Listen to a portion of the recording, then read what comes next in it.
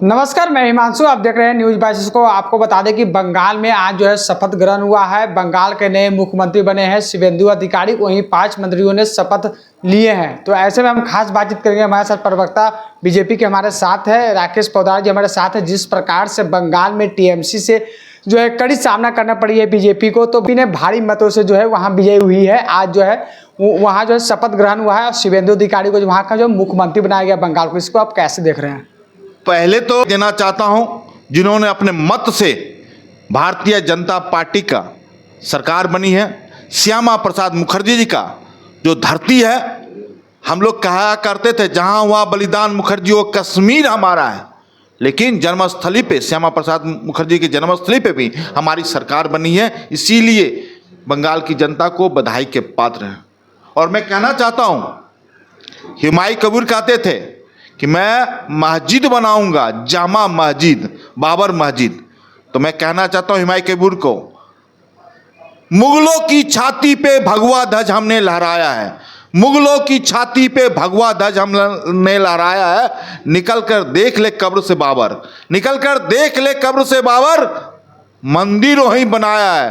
हुमायूं कबीर तुम्हारे जैसे मानसिकता, बाबर के मानसिकता वाले, अब तुम बंगाल से भी बाहर जाओगे। और ममता दीदी को मैं भी कहना चाहता हूं आपके चैनल के माध्यम से डंके की चोट पर, ममता दीदी आपने घुसपैठियों के लिए काम किया, बंगाल की जनता, इस देश की जनता के लिए आपने काम नहीं किया। सिर्फ एक वर्ग को खुश करने के लिए, तुष्टीकरण की राजनीति करने के लिए। इसीलिए मैं कहता हूं ममता दीदी, आपने तो इस्तीफा नहीं दिया क्योंकि हमारे देश के संविधान को, बाबा साहब लिखे हुए संविधान को आप नहीं मानते हैं, हमारे देश के लोकतंत्र को नहीं मानते, हमारे देश की जनता को, जनादेश को नहीं मानते हैं। इसीलिए बंगाल की जनता ने आपको बाहर निकाला है। आपने 370 का विरोध किया, प्रधानमंत्री आवास योजना का विरोध किया, प्रधानमंत्री किसान योजना का आपने विरोध किया, प्रधानमंत्री शौचालय योजना का आपने विरोध किया, प्रधानमंत्री का जी राम जी का योजना का आपने विरोध किया। इसलिए देश बंगाल की जनता ने आपको निकाल दिया है। आपकी वैकेंसी अब बांग्लादेश में है, आप जाइए वहां पे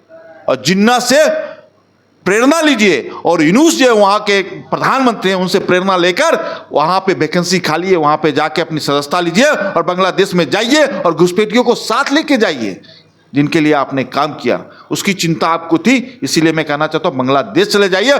और मैं कहता हूं जो भी बंगाल के अंदर बाबर के मानसिकता के लोग हैं, मुगलों की मानसिकता के लोग हैं, शांत हो जाइए। वहां पे भारतीय जनता पार्टी की सरकार आ गई है, वहां पे 80% वर्ग के लिए हम काम करेंगे। ऐसे तो हम कहते हैं सबका साथ, सबका विकास, सबका विश्वास, लेकिन जो इस तरह के मानसिकता के लोग हैं उनको हम बाहर करेंगे।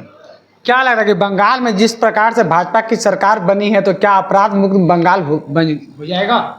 मैं आपके चैनल से कहता हूं कि जो भी अपराधी होगा, अपराध करेगा, हिसाब तो बाद में पूछा जाएगा, पहले उसका घर ढाया जाएगा, पूरे उसके परिवार को तहस नहस किया जाएगा। और अपराधी को मैं कहना चाहता हूं बंगाल छोड़ दीजिए। आप वहां पे शुवेंदु अधिकारी जैसे मुख्यमंत्री बन गए हैं, और बांग्लादेश चले जाइए ममता दीदी के साथ, बांग्लादेश चले जाइए। अगर अपराध करोगे तो लोक नहीं परलोक भेज दिया जाएगा। तो देखिए हमारे साथ जो है राकेश पौदार जी हमारे साथ बीजेपी के प्रवक्ता, इन्होंने साफ तौर पर कहा है कि आप जो है बांग्लादेश चले जाइए, अपराधी को साथ जो है आप जो है बांग्लादेश चले जाइए। तो आप क्या कुछ सोचते हैं? अपने प्रतिक्रिया हमारे कमेंट बॉक्स में जरूर दे। तो पटना से हिमांशु सिन्हा की रिपोर्ट। क्रिकेट के विश्व मंच पर छा रही हैं रांची की प्रतिभाएं। इन प्रतिभाओं को संवार रहा है जेके इंटरनेशनल क्रिकेट एकेडमी। अनुभवी कोच की देखरेख, सुविधाओं से लैस जेके क्रिकेट एकेडमी अनुशासन और आत्मविश्वास का विश्वास भरा सफर। घर रहने का मकान भर नहीं, ये खुशियों की तिजोरी है। दरवाजे पर दस्तक देता पड़ोस, खिड़कियों से उमड़ आता आसमां, तारों में उलझी ऐसी ना जाने कितनी दास्तां। कहती हैं चले डायमंड सिटी, एक सफर हम सफर के साथ अपने घर तक। Diamond city, life long bonding, 500 से ज्यादा खुशहाल डायमंड परिवार। जल्दी करें, सिर्फ 200 फ्लैट बाकी। आज ही बुक करें अपना आशियाना।